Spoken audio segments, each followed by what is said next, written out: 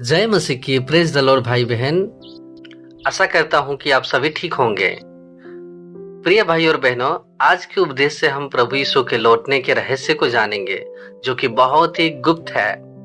और एक विश्वासी होने के नाते हमें सत्य का यह पहलू को जानना बहुत ही जरूरी है, वरना हम मूर्ख कुंवारियों की तरह प्रभु यीशु का स्वागत करने से चूक जाएंगे। तो फिर आइए हम हमारी संगति को आगे बढ़ाते हैं। तो हमने पिछली बार की संगति में यह विषय के ऊपर थोड़ा संगति किया था कि प्रभु यीशु के आने का दो मार्ग है और साथ ही मनुष्य के पुत्र के रूप में। तो आज हम जानेंगे वे दो मार्ग के भविष्यवाणियां कैसे पूरे होते हैं और साथ ही मनुष्य के पुत्र का अर्थ क्या है। भाई बहन, ये गहरा सत्य है, इसलिए आपको ध्यान देने की जरूरत है और आखिरी तक हमसे बने रहने की जरूरत है। तो क्या आप सभी तैयार हैं?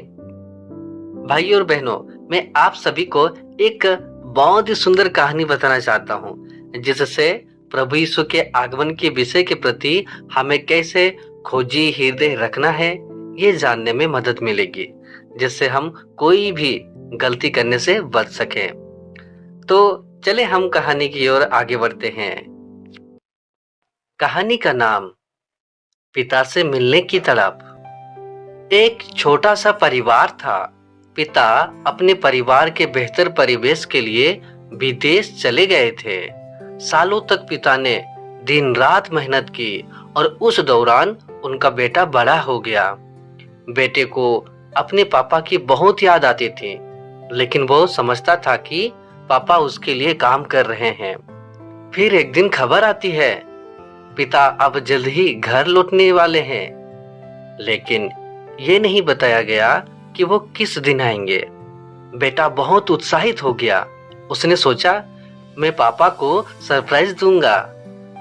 हर सुबह वो जल्दी उठता, एयरपोर्ट के पास जाता और हर आने वाले हवाई जहाज को देखता। जब भी कोई प्लेन उतरता, वो दौड़कर उसके पास जाता। शायद पापा आ गए होंगे, लेकिन हर बार उसे निराशा मिलती है। 4 दिन ऐसे ही बीत गए। 5वें दिन पापा का एक दोस्त रास्ते में मिला। उसने लड़के से पूछा, बेटा किससे मिलने आए हो? लड़के ने जवाब दिया, अपने पापा से, वो आ रहे हैं। पापा के दोस्त ने मुस्कुराते हुए कहा, अरे प्यारे बच्चे, तुम्हारे पापा हवाई जहाज से नहीं, पानी के जहाज से आ रहे हैं। भागो बंदरगाह की ओर, वहीं मिलेगा तुम्हें। बेटा खुशी से दौड़ पड़ा। जैसे ही वो बंदरगाह पहुंचा, उसने दूर से अपने पापा को पहचान लिया। वो दौड़ता गया और अपने पापा से लिपट गया, और पिता ने भी अपने बेटे को सीने से लगा लिया। दोनों की आंखों में आंसू थे, खुशी के, प्रेम के और वर्षों की दूरी के। इस तरह बेटे ने अपने पापा का गर्मजोशी से स्वागत किया। आमीन। भाई बहन, क्या आपको ये कहानी पसंद आई? ये कहानी हमें यह सीख देती है कि जब हम प्रभु यीशु के लौटने का इंतजार करते हैं, तब हमें अपने धारणाओं के अनुसार नहीं चलना चाहिए, बल्कि खोजी और नम्र हृदय के साथ प्रभु यीशु के लौटने के बारे में सत्य खोजना चाहिए। प्रभु यीशु के दूसरे आगमन के बारे में बहुत सारे भविष्यवाणियां हैं। प्रभु यीशु अंत के दिनों में कैसे आएंगे और कैसे प्रकट होकर कार्य करेंगे। इसलिए प्रभु यीशु के भविष्यवाणी को हमें बारीकी से अध्ययन करना चाहिए और उसके लौटने का स्वागत करना चाहिए, तभी हम प्रभु से मिल पाएंगे। वरना हम उस मूर्ख बच्चे के समान गलती करेंगे, जो अपने धारणा पर एयरपोर्ट के पास जाके पिता का इंतजार कर रहा था और पिता का स्वागत किए बिना ही निराशा से भरे घर लौट रहा था।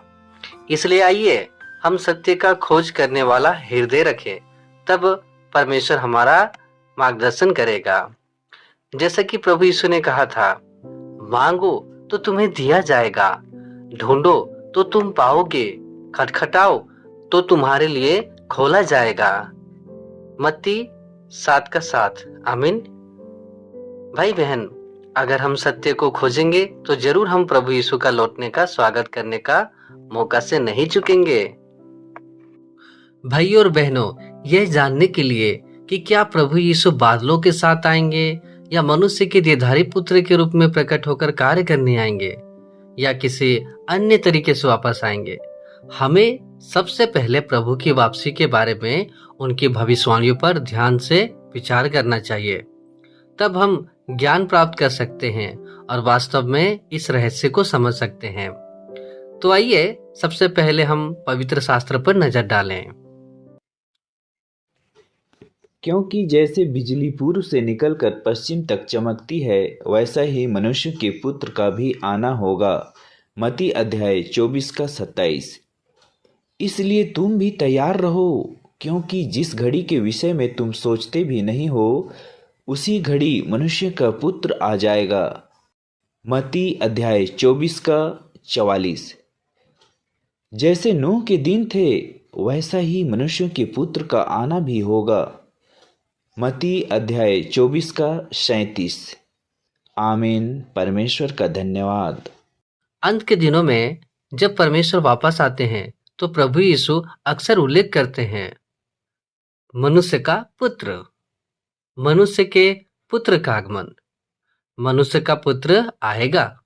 जैसा नूह के दिनों में हुआ था, वैसा ही मनुष्य के पुत्र के आने पर भी होगा।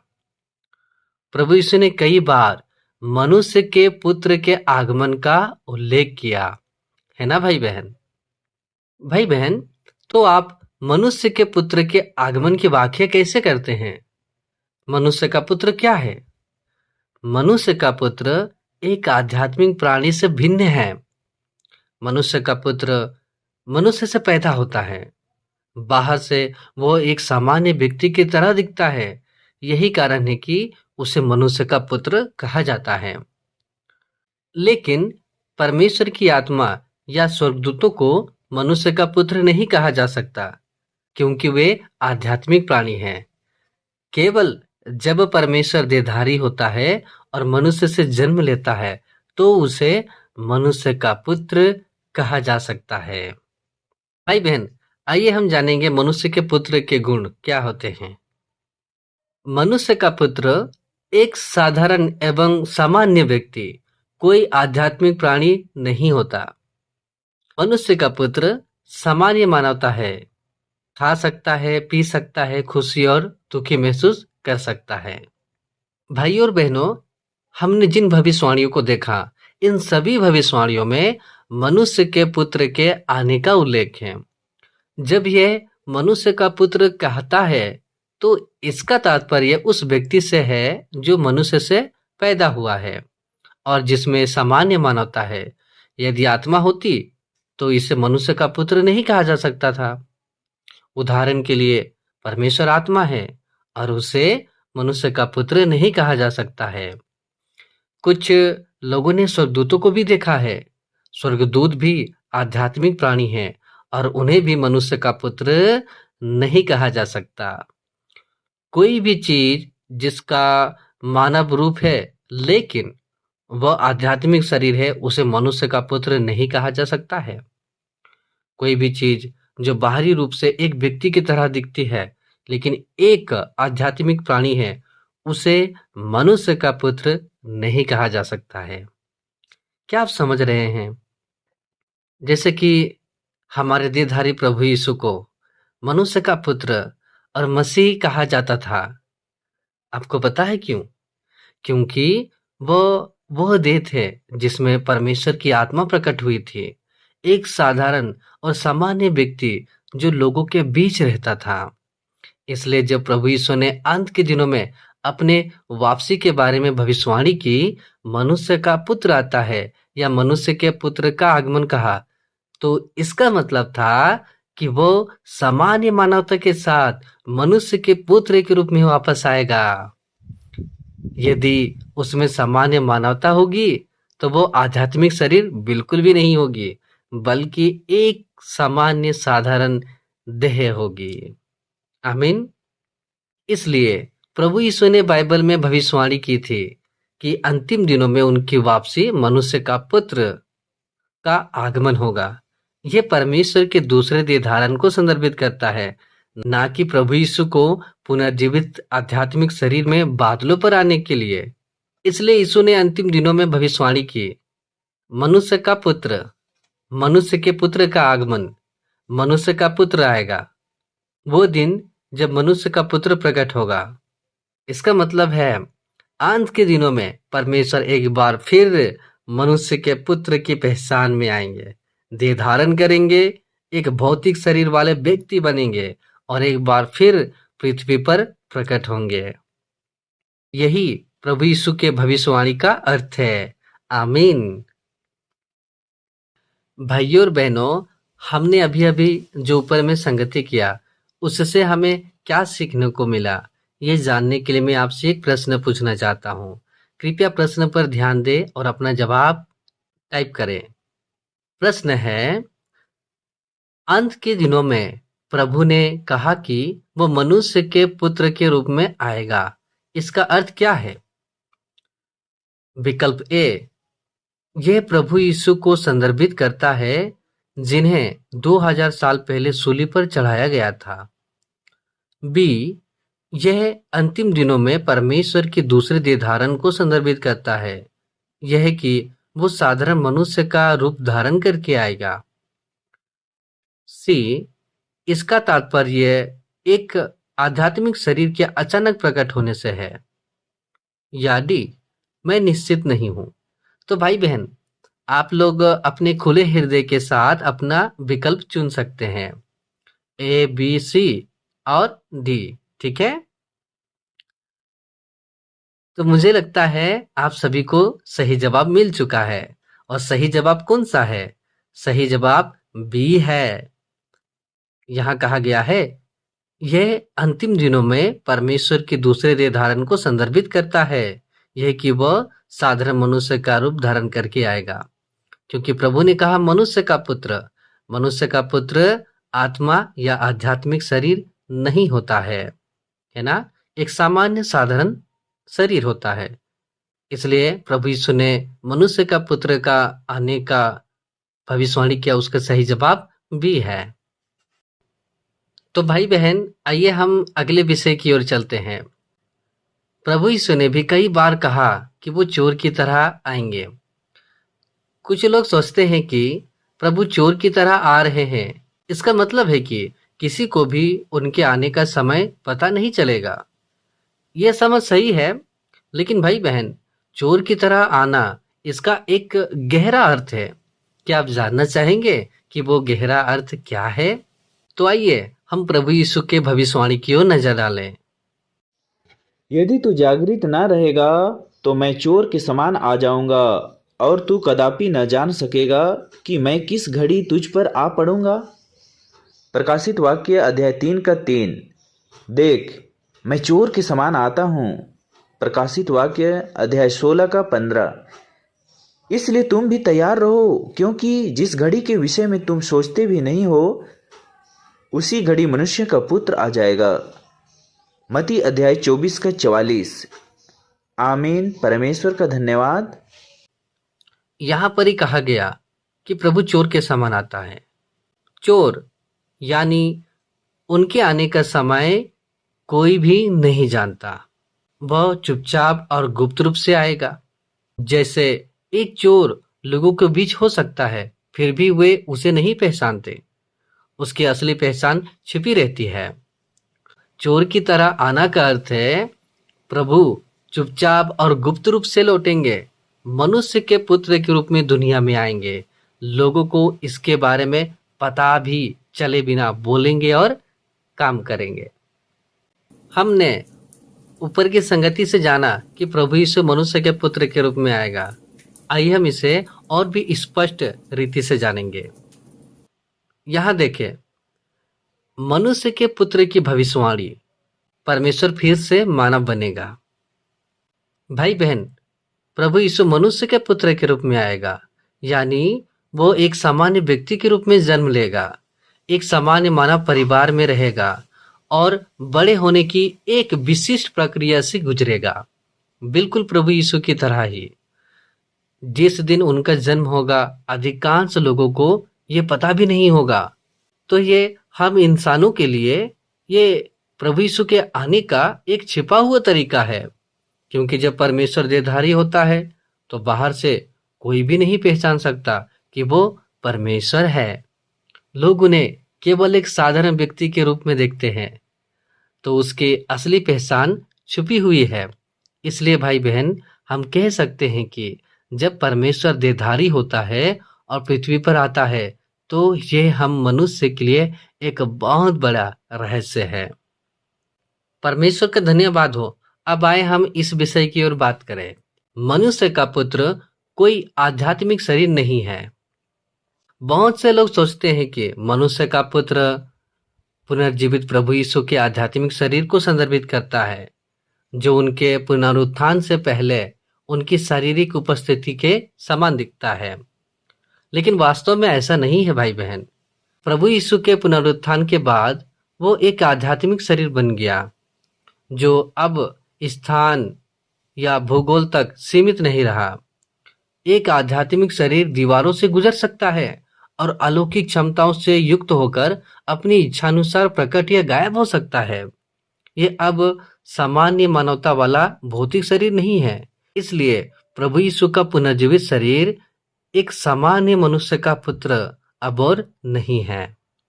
तो अब आपके मन में शायद ये प्रश्न होगा, एक आध्यात्मिक शरीर मनुष्य का पुत्र क्यों नहीं हो सकता है? भाई बहन, आइए हम आध्यात्मिक शरीर के गुण को जानें।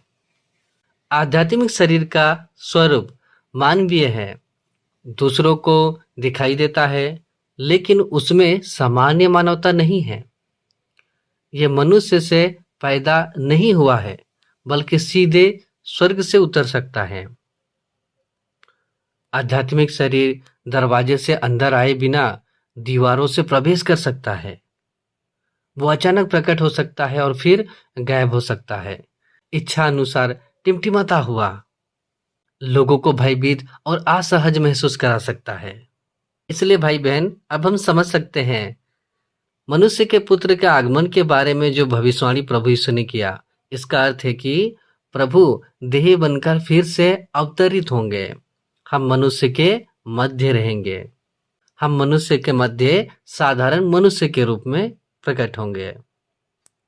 भाई बहन, आप अभी अपने मन में सोच रहे होंगे, प्रभु यीशु ने कहा है कि वो बादलों पर भी आएगा, तो ये वचन कैसे पूरा होगा? ठीक है, ये हम इस बारे में जानेंगे। परमेश्वर बादलों में कैसे प्रकट होते हैं? हम सभी देखते हैं कि प्रभु यीशु वापस आएंगे और देह में मनुष्य के पुत्र के रूप में कार्य करेंगे। यह एक ऐसा तथ्य है जिस पर कोई संदेह या इनकार नहीं कर सकता है। अब बहुत से लोग पूछ सकते हैं, प्रकाशित वाक्य एक साथ कहता है, देखो वो बादलों के साथ आने वाला है और हर एक आंख उसे देखेगी, वरन जिन्होंने उसे बेधा था वे भी उसे देखेंगे और पृथ्वी के सारे कुल उसके कारण छाती पीटेंगे। क्या इसका तात्पर्य प्रभु के बादलों के साथ आने से नहीं है?